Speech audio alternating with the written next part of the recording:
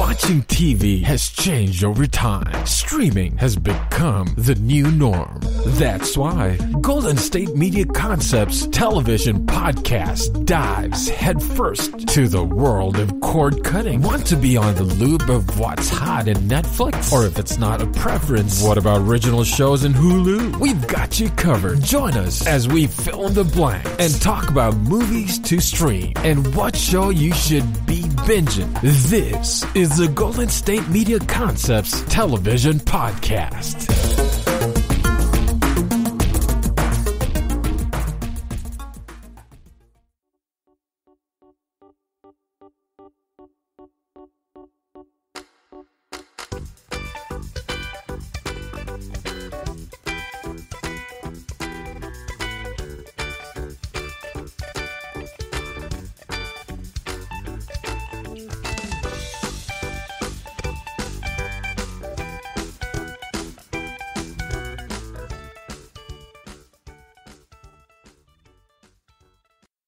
Thank you for tuning into the GSMC Television Podcast, brought to you by the GSMC Podcast Network. I am your host, Jennifer. And today we will be discussing Netflix series, which is so awesome because they are really good television series and the people who work at Netflix work really hard on them and I'm proud of them. Now, the first one we will be talking about is called Shadow and Bones. It is relatively new. I mean, really new. It just came out on April 23rd. Shadow and Bones is a fantasy adventure novel written by American author Leigh Bardugo, published by Macmillan Publisher on June 5th, 2012. The plot is basically this. Alina Starkov is a girl who grew up with Mal, an orphan in the kingdom of Ravka. The story begins as they march through the Unsea, also called the Fold, a perpetually dark barren strip of land cutting most of Ravka off from the sea. Periodic expeditions sent across the sea to transport goods and bring back imports are often plagued by monsters called Vorkra that inhabit the Unsea. Basically, Volkra are the reason why Alina is an orphan. They ate her parents. And they're like these dragon creatures that fly and eat people, and they have claws and talons and stuff. And they're only like living in this shadowy area called the Fold. And, well, the expedition wasn't even supposed to be something that Alina was on. She only went on there to protect Mal because she didn't think he would survive. He was going to be a tracker in the group. And she burned the maps so that she could come along. She was a cartographer, which basically is like a navigator who draws the map area, like the map maker. And so when she went on the ship, there was this one lamp that was supposed to be their guide. It was like a blue light, but the light went out. So an idiot on the ship basically set this other light on the ship, and it's just like, you were told one thing, not to light another lamp. And right when he did that, it attracted the Volkra, and they stormed the ship. One Volkra had Mal in its claws. And of course, because of that, Alina, grabbed at Mal trying to save him. And when that happened, somewhere out of nowhere, a light shone from inside of her, revealing her to actually be a sun summoner, which is the opposite of the kind of people that created the Fold. The Fold wasn't always there. It was created by these shadowy magic users. In these kind of world, there are people that have magic over the element. they don't always know that they have it, and probably the reason why Alina didn't know she had it was because it lay dormant, and because she's an orphan. When you're an orphan, your parents can't exactly teach you that you have powers. Either way, it was good for her to save Mao, but the last thing we saw was her and Mao knocked out after the ship successfully made it through the fold, but they were one of the few survivors because the rest of the people were taken by the Volcra, even though the Volcra, basically flew away after Alina, shot her sunbeam out at them. That's one side of the plot. The other side of the plot is with these other characters. The other side of the plot deals with a character named Zalz, who's basically the head of a thief guild, and his kind of seer named In-Elha. And they're basically looking for the next best scam to, further their business. And they found out all about Alina, and they're commissioned by this man named Zen to basically retrieve her. Like a slave, if you ask me. Well, it's just my opinion. I think that the reason why Derzy wants her is because if they get a hold of her and she is able to bring down the fold, then he'll be famous, she'll be famous, and he'll have her under his thumb, and then he'll become even richer than he already is. So he's commissioned Zales to do this because they're the only ones who know about what happened, because they basically killed Alexei, who was this lone survivor from the expedition, besides, hopefully, I know that our main character, Alina, is probably alive, but I hope Mal is alive too. But like I said earlier, they were knocked out when we last saw them, so we don't know yet. Either way, he told them all about what he saw, and then they killed him to make sure that the information stayed hidden, so that no one else could figure it out. Now, it's a race. Zal's team is supposed to retrieve Alina successfully. He's gonna hire Pekka Rollins, who is like this really evil crime lord, to retrieve Alina. And I'm hoping that Zal's gets it because he's kind of a colorful character. I like him.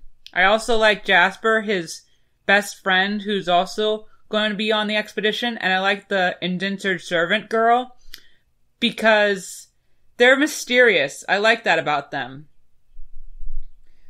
So basically, it's a really good series, and I approve of it. I am excited to find out more, and I hope that everything really turns out well. The entire series is now on Netflix. Well, the first season. And I can't wait to watch more. Now, of course, I've got to give my props to all the different characters, actors, and stuff. Our main character's actress is named Jessie Mia Lee. She plays Alina Starkov. Archie Rennox plays Mal. Freddie Carter plays Kaz Brecker.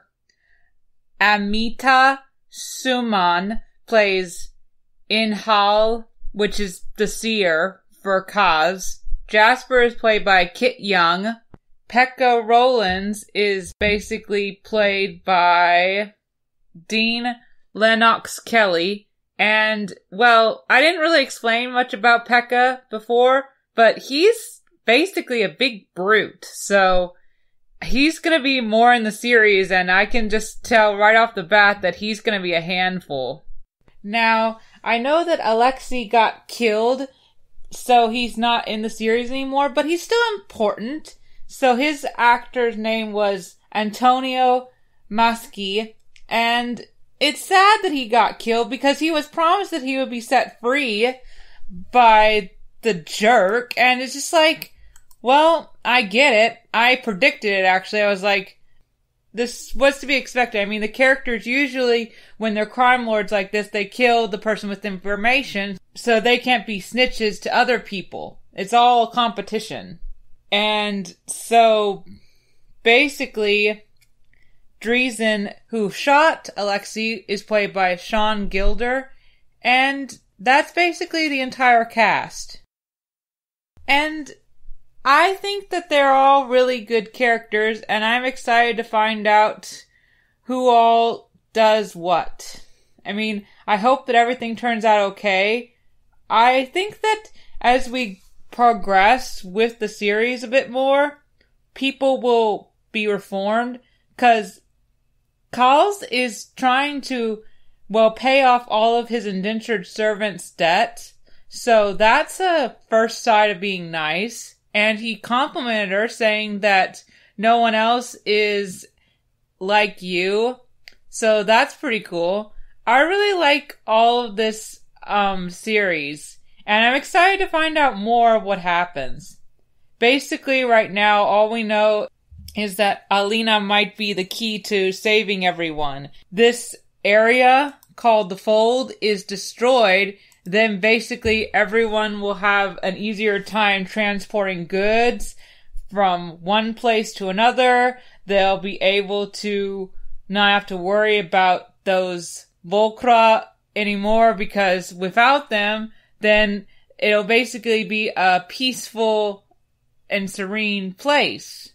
The only places that need that, everybody else needs to be able to have food and shelter and water. They can't transport it successfully over to those poor people if those creatures keep attacking the ships. So we have to really get rid of this area. And if Alina's like the only one around, then it's all up to her. Talk about pressure. And she doesn't even have a parent around to really teach her any of this. And it basically came to her when her best friend was in jeopardy. So if Mal did survive, well, he's also going to be put in jeopardy, because it's the best way for any mob members to get to another character is if they threaten the person that they care about the most. And I care about her a lot in the series because I think she's very sweet and kind, and I like her relationship with Mal, but if it ends up being the thing that gets Mal ultimately killed, then she's gonna never forgive herself. But if she can learn to understand her powers and destroy the Fold, well, then she's gonna feel like she really is worth something. You see, a lot of people made fun of her because of the fact that she's a half of, basically, she just looks like her mom, and she just they don't trust her race. And then again, you think, oh God, racism. It's in every series.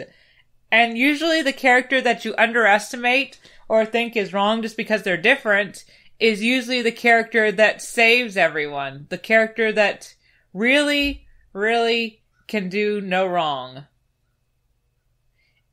And if they had just accepted that character in the first place, then it would have been very much so easier for the world in general. Anyway, that is just my theory and my thoughts on this subject. I'm excited to find out what happens in the rest of this season, and I'll probably tell y'all what happens at the season finale, because the good thing about Netflix is the fact that all of the episodes are released at once. You just have to keep on watching them if they're good series, and this is definitely a good series. Now, the next series I want to talk about is called Sweet Home. And it's been on Netflix for a while, and I wanted to try it out, but I was waiting until after Shadow and Bones came out so that I could watch them both at the same time, because they both look like pretty cool series. Sweet Home looks like a series that's all about an apocalyptic kind of world where mutants and monsters are around. And I'm excited to find out how that happened, because there's always a reason why the apocalypse occurred to humanity. Usually it's because, well, humans got into something they shouldn't have. They were either trying to better their world around them, or they were trying to better their own profit. And it usually turns out bad or worse for the rest of the world. Anyway, that is something that looks really cool. Sweet Home, and it should be really interesting of a series. But that'll be what we talk about after this commercial break is over. Until then, I hope that you all are having a good day and decide to go out and check out Shadow of Bones. It's on Netflix, and it should be a lot of fun for y'all if you love monsters and people with powers like I do. Anyway, I will see you guys after the break. I hope that you continue to have a good day, and I thank you all for joining us on the GSMC Television Podcast. Until we return, continue to stay safe, and I will see you very soon. Bye! Want to know the latest and hottest music hitting the airwaves? Don't be left out. Listen to the Golden State Media Concepts Music Podcast. Keith keeps you on the loop with everything you need to know from pop, rock, hip-hop, and the top 40. And we'll throw in news of your favorite artists, concert and tour dates, and so much more. Listen no further, because this is the gold standard in music podcast.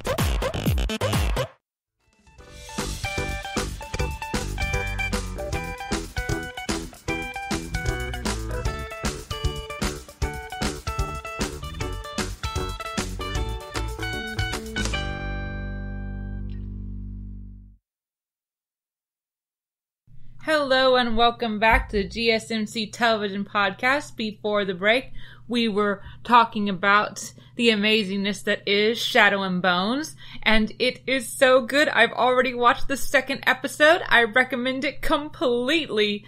Oh. But now we are going to talk about another series that is new to Netflix. It is called Sweet Home, which is an ironic title because the home that these poor cast members are living in is anything but sweet.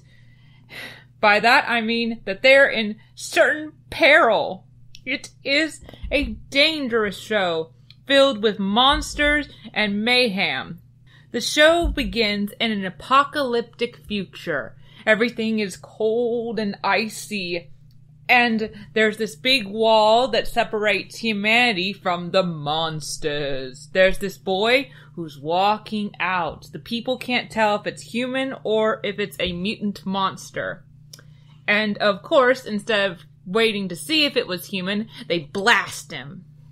And he is dead. And then we go back into flashback mode, where we see a normal, typical, everyday apartment building set in Korea, because this is a Korean kind of show. There's all kinds of Korean stuff, and you can tell that it's been dubbed because the way that the people are talking doesn't exactly match what's being said, but I usually do this with my anime, where I watch only the dub because I am very slow when it comes to reading subtitles. But it's okay, because the series is really good, so you get it anyway, and you can just ignore the fact that the words don't always match what their lips are saying.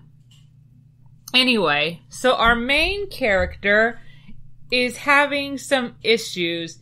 His name is Chung Hae-yu So, and he's a bit on the suicide side because, well, his family just got killed in a car wreck, and he kind of blames himself because he was being all moody and suicidal and stuff, and they went out for a drive to kind of distance themselves from his dude. But then they were distracted as they were driving, and bam!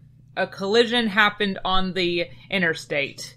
Now, this is one of the reasons why I'm not a huge fan of driving on the interstate. I mean, you can control your own driving, but you cannot control the driving of the other people. I just got back from a big time road trip, and I saw one of those little crosses on the side that states that there was a crash at this site.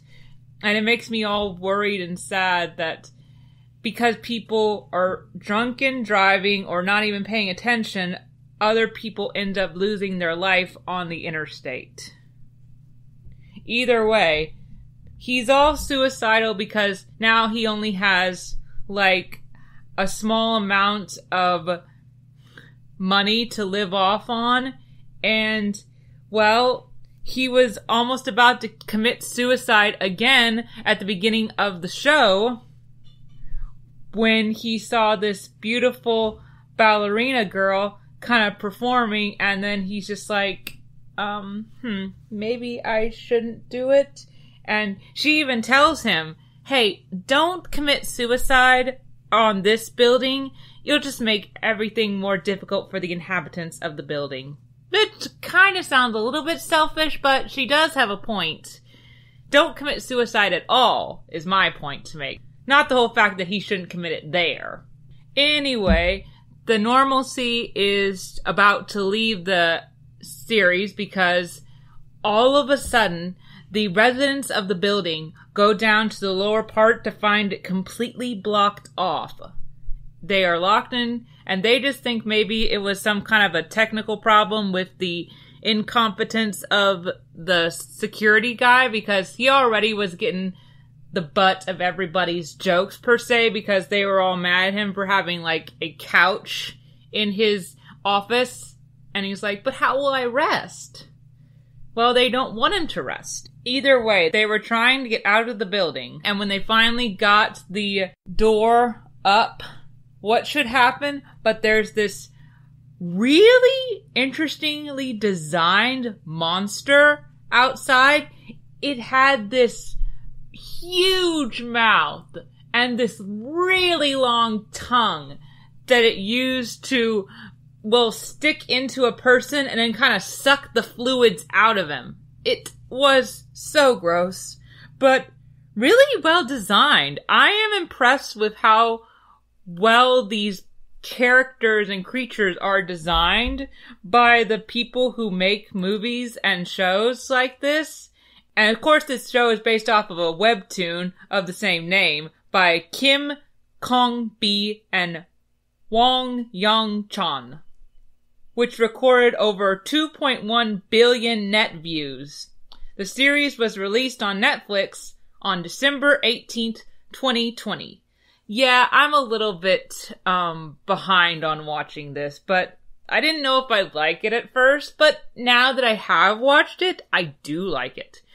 Anyway, back to the plot. So basically they were able to get the monster back out of the building by using a fire extinguisher, but then the fire extinguisher ran out of gas. So one of the other characters, a firefighter, whose name is Shio Ying Kong-on, whose fiance disappeared 2 days before their wedding. She has trust issues and is an expert material artist, having served in the Special Forces. Her character is exclusive to the television series, having not appeared in the webtoon comic. Well, that's sad, because she's a really interesting character. I like her chemistry with the older brother medical student. His name is Lee En-haiku. And he was the one who was using the fire extinguisher. He is the leader of the building survivors. He handles everything with calm mind and rational decisions, causing the others to regard him as remote and cold-hearted. But I think that he is a good character. Now, remember when I talked earlier about the ballerina? Well, her name is Lee In-yo. She is the younger sister and a former ballerina who quit due to an injury on her foot. She lives with her brother. And the brother is basically the guy who used the fire extinguisher, and he's the leader So she's been upstairs for most of this intervention, and I'm interested to see how much of a relationship she and the main character have, since she basically stopped him from committing suicide. I know that Chan is basically being a weird loner right now, but he needs to basically man up if he wants to survive. The other main character that is also in this series is kind of creepy, and he has a bit of a scar on his face. And his name is Pine Song Wook. He punishes evil with evil and is mistaken for a gangster. He has enhanced physical strength. He's also mistaken for a creature because he got bit by one of the creatures just to save a girl in the stairway. But I don't know if he's going to turn into a monster just yet because he's already enough of a monster right now. He and this girl are walking up the stairway to get upstairs to have a bit of a view, bird's eye view of everything. At least I think that's what they're doing. It didn't really show what they're trying to accomplish. But I can tell you one thing, those stairs do not look sturdy. They have a lot of rust on them. But it's not like they could use the stairs that are inside the building. There are all kinds of monsters inside the building already because there have been people who have died. Like, for example, there's this one monster was defeated by Ying Jae-hin, a Korean language teacher and a devout Christian who lives in 1506. He has a keepsake Korean military art sword to defend himself and protect others. He saves Yong Ji-soo and sticks around her. In the show, she is romantically interested in him, and that's adorable. But that probably means they aren't romantically interested in each other in the web series. And so now the monster has half a head and he's walking around and he says constantly, "I can't see." And he is creepy. And then there's this other monster that we've seen in basically the second episode, which is like this eyeball that kind of wraps itself around its victims and tries to suffocate them like a snake. And we're trying to see if our character Chan is going to survive, because the last time we saw him, he was trying to save these two little kids who were 9 and 6. Because their dad had just gone out the window trying to get them food and stuff, but he didn't really make it. Anyway, so Chan tells the kids to leave because he can feel that he's about to turn. And I think that the way that you turn in this series is either you're exposed to the radiation or you get bit. At least that's what it is with a lot of series like this. And we've already had characters show signs of turning by having blood gushing from their eyes or their nose, and then that blood starts to kind of take shape of their creature inside of them, or something like that. So we're kind of at a loss for how it completely spreads, but I think that they'll figure it out later. Hopefully.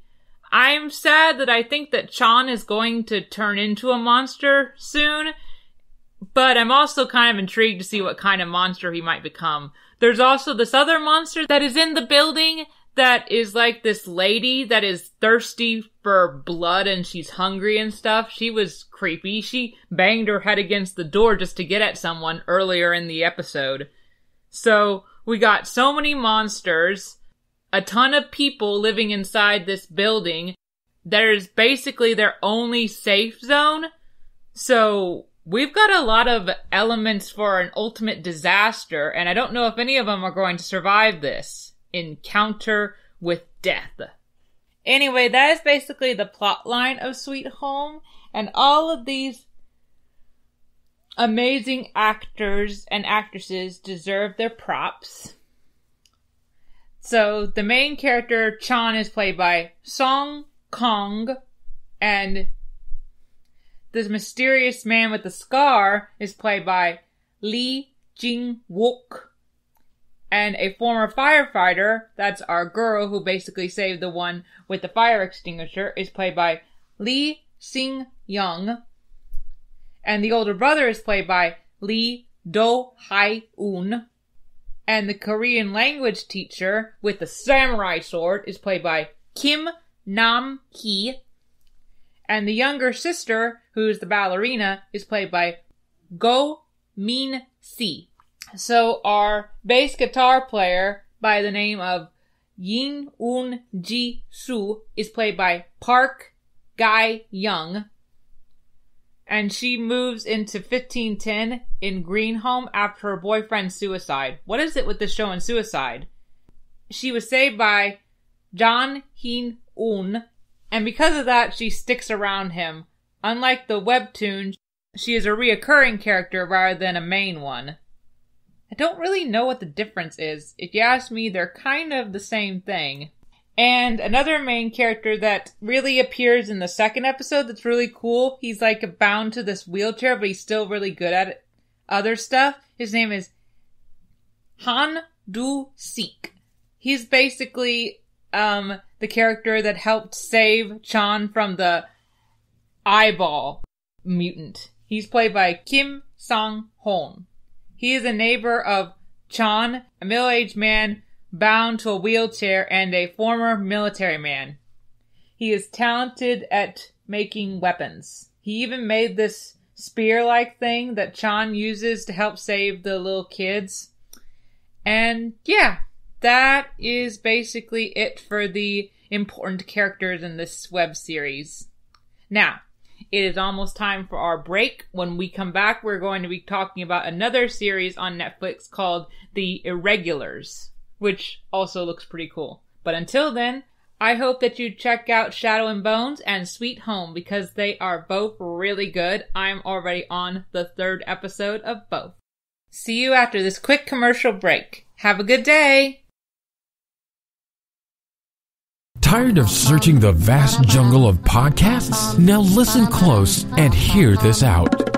There's a podcast network that covers just about everything that you've been searching. Hey! The Golden State Media Concepts Podcast Network is here. Nothing less than a podcast bliss with endless hours of podcast coverage.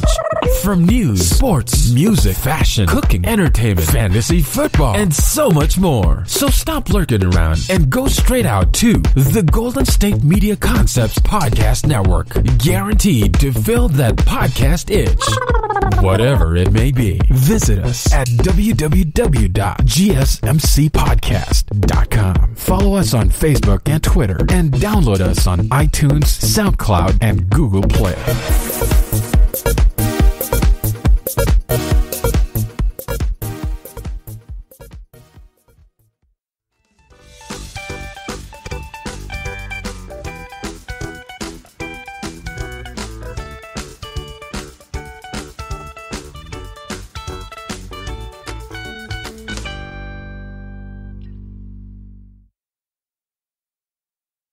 Hello and welcome to the GSMC Television Podcast. I am your host, Jennifer. Before the break, we were discussing two fabulous shows on Netflix, Shadow and Bones and Sweet Home. They are really good. I'm already binging them all, but I also discovered another new series, which is amazing on Netflix, called The Irregulars. Now, The Irregulars is all about this team of detectives, but they're mostly made up of little children because, well, they need money so that they don't end up back in the workhouse and so that they can have food and all the essentials that, well, they're deprived of because they're orphans and very poor. It takes place in London, and best of all, they're working for Sherlock Holmes, Dr. Watson, and Minecraft Holmes.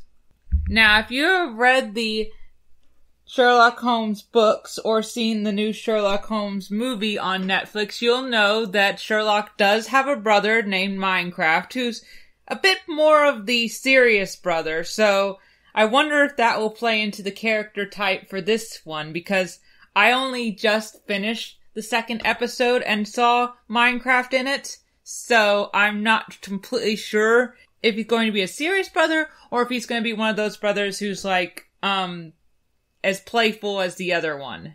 He was a part of the Golden Dawn, which is a group that Watson is a part of.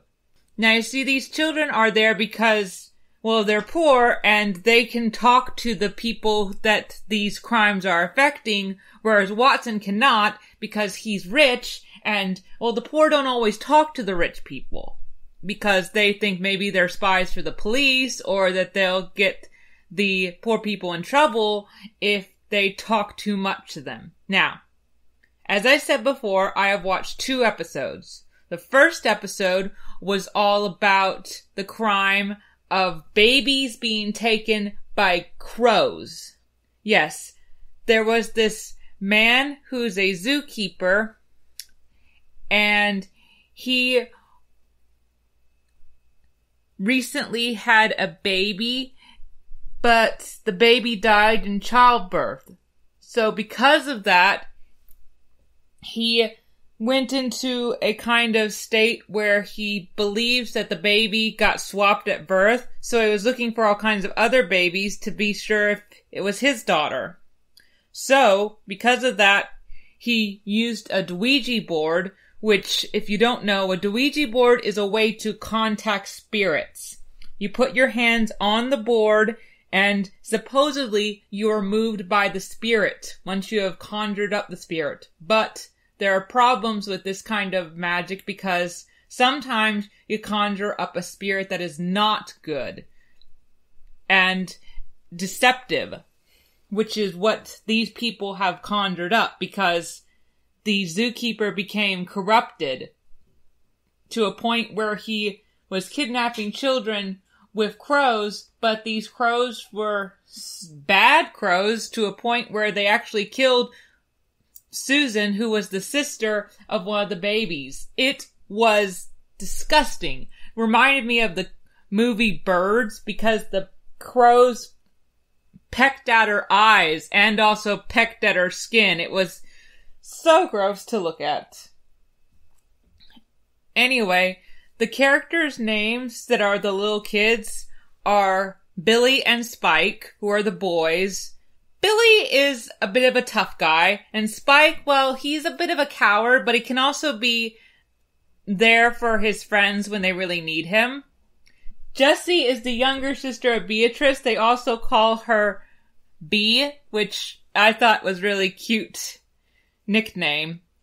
But Jessie is having these weird dreams where basically she's inside of this cave and then there's this guy with a mask. Now, if you don't know this fact, there was a time way back in London during the bubonic plague when people would wear these masks when they're operating on people who are sick to basically keep themselves from getting sick at the same time. So these people are actually good people, but I don't think the one that is in Jessie's dream is a good person. So we have to be afraid for her. But then thankfully there's this man from New Orleans who is helping her awaken and understand her powers and also get away from this evil person whenever she is in danger. And he comes and tells her that she needs to be able to help these people because something dark has been unleashed upon London, and it's up to her and her group of friends to stop it. They are able to stop the zookeeper by touching his hand and going into his memory. They were able to show him that his daughter is dead and he needs to just accept that. Because kidnapping other children won't heal the heartbreak in his heart. So they were able to defeat him and they got the babies back, which was wonderful. And they got paid by Watson, which is what they needed. There's also another character named Leo who's actually a prince, but they don't know that. They think he's just some rich kid because, well, he's dressed in rich kid clothes. Now, he's only there because he wants to basically explore the world, and he's got a crush on Beatrice. Plus, he's been sheltered for most of his life because he's got hemophilia, which was common among the royals because way back before we knew it was a bad idea, the royals used to, well, breed with each other's family, which is not a good idea because you get disorders like hemophilia. Hemophilia is an inherited blood disorder that causes problems with blood clotting. If unmanaged, this disease can be fatal and therefore should be taken very seriously. With proper care, most people can lead relatively normal lives, but the condition cannot be cured. Which is sad for Leo, because he's a really nice guy. I like his character a lot, and he's very smart and able to really help them out with the cases. Although Billy's not exactly thrilled about his participation because, well, Billy has feelings for Beatrice too, and there's lots of jealousy. But Billy knows about Leo's condition, and I think that maybe that can spark a bit of a friendship between the two of them. Which Leo needs friends because he's, like, way too sheltered. And I hope that that gets cured later on in the series. Now that they have destroyed the zookeeper's plan, the next culprit has an even grosser plan. She basically is the Tooth Fairy, and she steals children's teeth. Like, all of them. It's disgusting when they're sleeping, and she's using these teeth to make clones of the children by burying the teeth, and then they sprout up. Now, her motivations are basically to get revenge on this duke who had raised the rent on his land, which made her father have to work extra hard to a point where he committed suicide because he was feeling that he was failing his family. What is it with these shows that I like and suicide? Suicide is never the answer, especially when it led to his daughter becoming corrupt and evil. She also used a Ouija board. Where are these people getting these Ouija boards? They are not safe. Although, I admit the temptation to use one myself is kind of, well, interesting. I think it would be kind of cool. But, I don't know. I think you'd need a professional, and none of these people have professionals, and now they are becoming possessed by evil. So once again, Jessie has to use her powers by touching people's wrist and going into their memories, but this time, the Tooth Fairy one was a bit more smart. She was able to go into Jessie's memories, and we saw how terrible their conditions were at the workhouse, which is why they don't want to go back there. Understandable. I mean, there were people there that were mean and rude, and it's just like, these are children and you're treating them like dirt. You do not need to treat children like this. It's just asking for your comeuppance later on. Anyway, so they were able to defeat the Tooth Fairy by basically, Beatrice had to kill her. And this shocks Beatrice to the core morally. I mean, they're children, so that's understandable. But if you ask me, the Tooth Fairy should die because she was trying to kill Billy, and this Duke didn't really seem like that bad of a corrupt rich person. I mean, normally when there are rich people in this kind of show, they're evil and jerks, but this guy had a daughter and he wasn't stuck up, so he didn't deserve to be killed, especially since it was her dad's fault that he committed the suicide. It's not like the Duke intentionally got her dad killed. No. You shouldn't blame someone else for the suicidal mistake that your family makes. They're the problem. They shouldn't have done something so stupid. Maybe if you spent more time with them and helped them out mentally, then they wouldn't have done it in the first place. That's just my opinion. Either way. So, while the children were investigating the Tooth Fairy, they sent Spike to go spy into Watson's house at Baker Street 221B. And if you know anything about Sherlock Holmes, Baker Street has always been where Sherlock Holmes lives. And, well, Spike learned about the Golden Dawn there, so Beatrice went to investigate the Golden Dawn, and that's where she found Minecraft Holmes. And that's where episode 2 ended. Fabulous cliffhanger. I'm excited to find out if we see not only Minecraft Holmes, but Sherlock Holmes, because Sherlock has always been my personal favorite of the Sherlock family members, because he's so interesting. I like the way he sees the world, but that's mostly my opinion from seeing the movies. I haven't actually read any of the books, but I really did love The Great Mouse Detective and the 2 Sherlock Holmes movies that were created for the big screen a long time ago. I also would recommend this Sherlock Holmes movie that was created for Netflix that has the actress from Stranger Things in it. It is called Enola Holmes. It is all about basically Sherlock Holmes and Minecraft Holmes' sister trying to find her own case, which I thought was really cool. Either way, it is a great series, The Irregulars.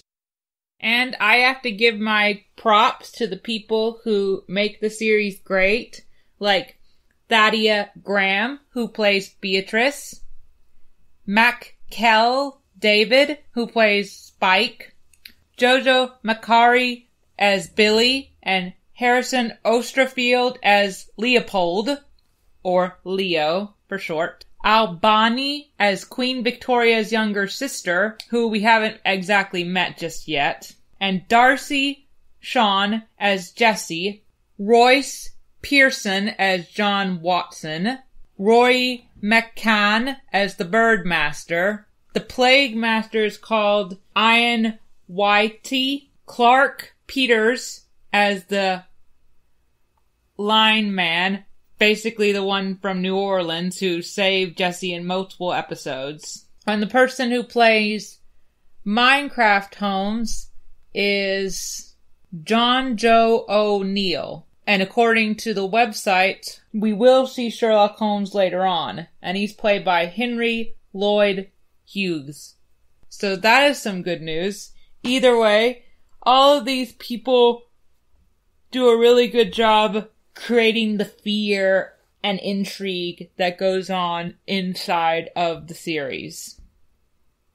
And I'm excited to see what happens in this series. I especially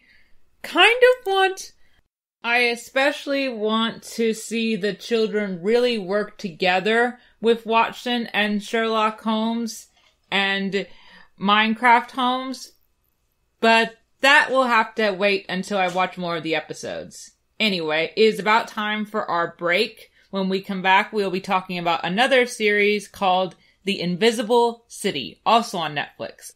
Until then, enjoy the commercials. Want to find out what movies to go see? Then check out the GSMC Movie Podcast. It's your ticket to the latest movies, whether it's a new blockbuster event, romantic, comedy, or action flick. This show has got it all covered. They talk some what to go see now. Don't bother. What's hot on Netflix and everything in between. That's gsmcpodcast.com/movie-podcast. When it's all about the movies, it has to be this new show. Don't forget to like them on Facebook and follow them on Twitter. Visit gsmcpodcast.com for more info.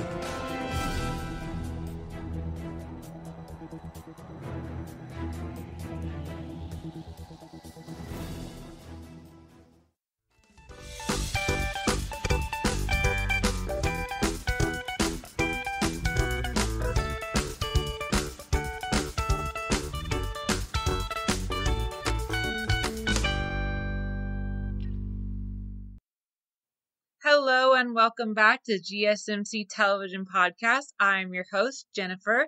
Before the break, we were talking about 3 wonderful Netflix shows called Shadow and Bones, Sweet Home, and The The Irregulars.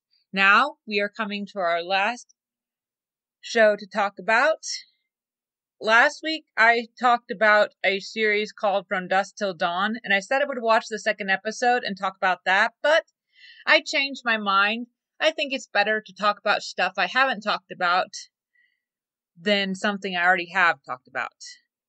So, on that note, I think that I wish to talk about another Netflix series called Invisible City, which is a Brazilian fantasy streaming television series created by Carlos Saldanha. It is based on a story co-developed by the screenwriters and best-selling author Rafael Darcon and Carlina Muhaz. It stars Marco Pigosi as Eric, an environmental police officer who uncovers a hidden world of mythological entities from Brazil folklore as he searches for a connection between his wife's death and the mysterious appearance of a dead pink river dolphin on a beach in Rio de Janeiro. The series premiered on Netflix on February 5th, 2021. On March 2nd, 2021, almost a month after the first season was released, Netflix renewed the series for a second season. So that's some good news. You don't always get a second season with Netflix. I mean, sometimes it can be not as good, so they don't want to give it a second season. Anyway, so the first episode starts out with his wife, Gabriella, and their daughter, Luna, at this party that they are throwing for this village that Gabriella has been putting a lot of hard work into to really restore it and help the people who live there. And of course, the dad isn't at the party. He's so enthralled with his work. And it's only until later when the forest catches on fire and Gabriella goes into the fire to try and find Luna that Eric runs to the scene only to find his wife not only burnt to death, but her eyes are like white and she just looks out of whack and it doesn't look like a normal death. And of course he's devastated. Throughout the series, he is seeing her vision in like she's still there, but it's also kind of like flashbacks, and he's just not coping well. Neither is his daughter Luna, who really misses her mom. But since this is Brazilian dubbed, you can also tell that the way they are talking doesn't always match the stuff that's being said, but it's still good series. I recommend it. Especially once we got more into the lore of Brazil as we watched the series. I mean, the whole pink dolphin being dead turned out to actually be a person who could turn into a pink dolphin. Kind of reminds me of a selkie, which is basically this person who can turn into a seal and is enchanting and stuff. But in this case, the person can turn into a dolphin. And we find out that the dolphin's name is Manos, and he was in love with this girl whose name is Fabian, and she was our witness, but she's also pregnant with Manos' child, and her ex-fiancé, Jonah, is mad about that, and I guess you can kind of sympathize with Jonah, but in the same way, you don't sympathize with the jerk because he's a jerk. And you can tell that there's something wrong with Jonah because he's like saying, we need to embrace the fact that the developers want our land. Our land is useless. We don't need to live here if we can be offered a lot of money. These corporate people that think that they're entitled to land that people have worked hard to improve are just so annoying. Anyway, so there's been a lot of bad omens at the Cedar Forest, which is where Gabriella died, including the big fire that killed Gabriella and the fact that the fish are dying.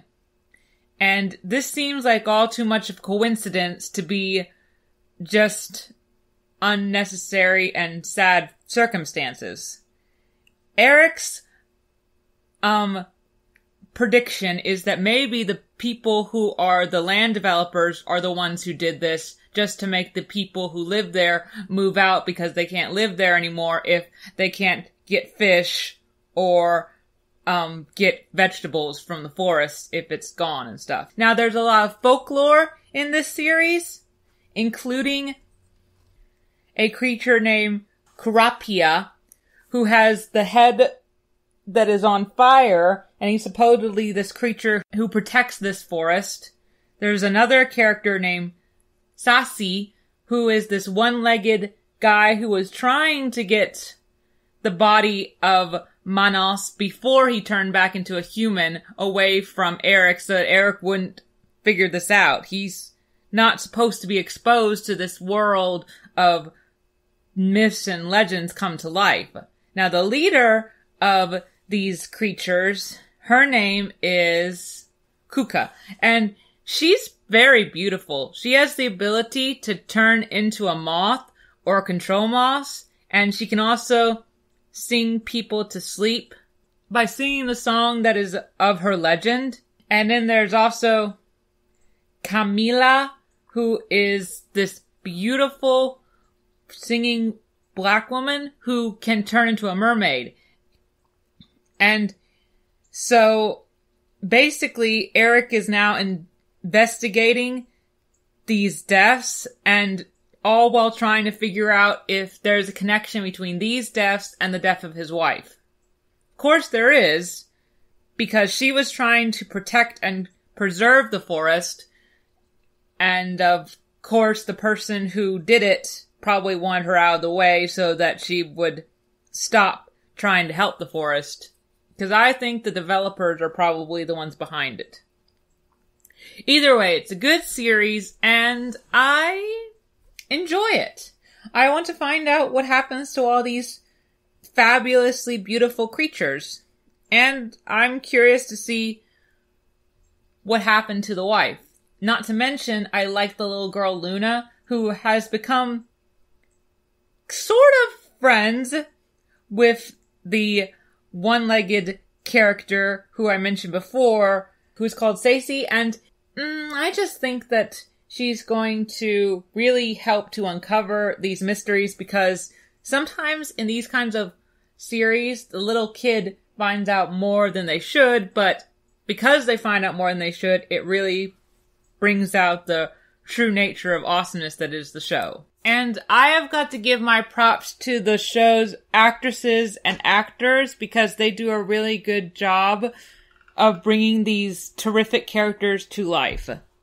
Marco Pigossi as Eric, Alessandra Negrieri as Kuka, Jessica Corras as Camila, which is basically a beautiful mermaid who, with her singing voice, lures men to the waters to drown them. Which is basically the lore of a lot of different sirens or mermaids. You see, they're not all fairy tale and lovely singing like Little Mermaid. In fact, the Greek lore of sirens was very violent. They literally sang sailors to their deaths for fun. Wesley Gumarias is Stacey. Julia Conrad is Eric's wife, Gabriella. And Luna is Manu Diegas. Anyway, so predictions for this series called Invisible City. Well, I think that our main character, Eric, is going to hopefully uncover what happened to his wife, Gabriella, and really find out that these legends aren't exactly legends. They're real. And that's going to change his perspective on the place where he lives. Hopefully, it's not going to make him want to move and shelter his daughter Luna, who I also think is going to really become a main focus in the series, not just a side little kid. Not to mention, she tried to trap Sassy in episode 2, and I thought that was pretty clever of her. This child is not just a little kid, she's also a clever little kid, and I like her. Luna's so cute. But that might be just my bias on loving children. Anyway, it's really cool to see all these different Brazilian legends come to life, but I also fear for Eric and Luna, because in the last episode, see, I watched 1 and 2, we saw Eric being pulled into the ocean by the mermaid, and then in the beginning of the 3rd one, haven't watched it yet, he was washed up on shore, so who knows what stuff she had done to him. And she literally told him that there's no turning back once he finds out the truth about these creatures.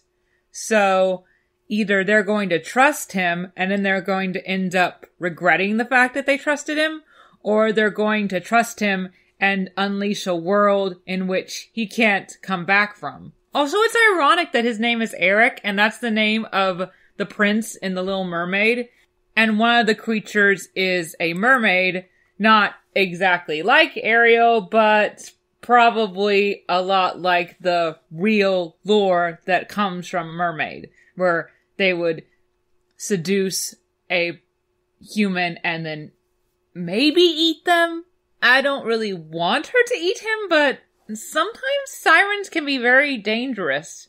Not to mention, she was trying to hide the red dolphin when it first showed up on the sea line. Well, not really hide, but try and put it back into the water, which is understandable. That you don't want other humans besides Eric to really discover this creature, because who knows what kinds of stuff people would do with this rare dolphin that just happened to wash up on shores when it's really more of a river dolphin. And yeah, it's really interesting to see all these different legends. I personally haven't exactly explored that many of the Brazilian legends, but, I'm open to find out more as the series progresses. But I gotta say, from all 4 of these series that I've watched for this particular episode, I gotta go with Shadow and Bones being my personal favorite. I mean, it's just really good seeing all of the stuff that the main girl, Alina, goes through, because she's really tough and she's coming into her own as the series progresses. And then I gotta go with the Irregulars, because I like seeing all the different crimes that the children are solving. Then I think I would go with Sweet Home, because I like seeing all the different creatures that this person comes up with. And then I gotta go with the Invisible City. Either way, it seems to be about time to wrap up this episode. So, the question is now, what to do next week? Well, I know for a fact that Amphibia is having its season finale, so I will definitely talk about that, because I talked about another episode of it, so might as well talk about the season finale. Another great series that's having its season finale is Falcon and the Winter Soldier on Disney+. Very good series. I will talk about its season finale, and I think Raven's Home deserves some attention, because it's also a great Disney show. And finally, the newest series on ABC is called Home Economics, and I think I should talk about that. They're trying to fill the gap that Modern Family left behind, and let's see if they can do it. So, next week will be a Disney week. And what better way to spend a Disney week than watching an episode with your friends and family? Anyway, until then, I hope you all remember to like and subscribe. Have a good day, and I will see you next week on the GSMC Television Podcast. You've been listening to the Golden State Media Concepts Television Podcast, part of the Golden State Media Concepts Podcast Network. You can find this show and others like it at www.gsmcpodcast.com. Download our podcast on iTunes, Stitcher, SoundCloud, and Google Play. Just type in GSMC to find all the shows from the Golden State Media Concepts Podcast Network, from movies to music, from sports to entertainment, and even weird news. You can also follow us on Twitter and on Facebook. Thank you, and we hope you have enjoyed today's program.